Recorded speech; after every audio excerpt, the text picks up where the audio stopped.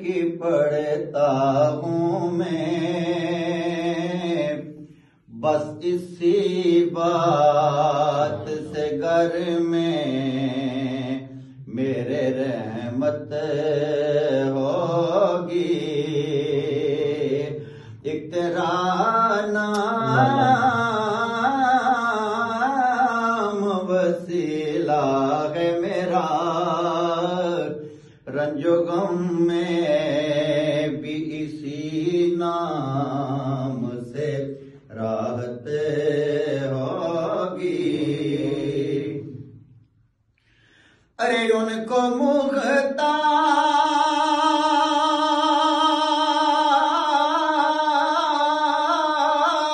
बनाया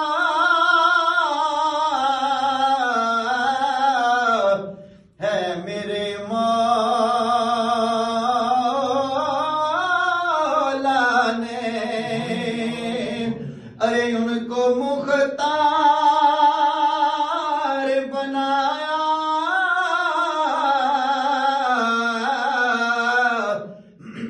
है मेरे मौला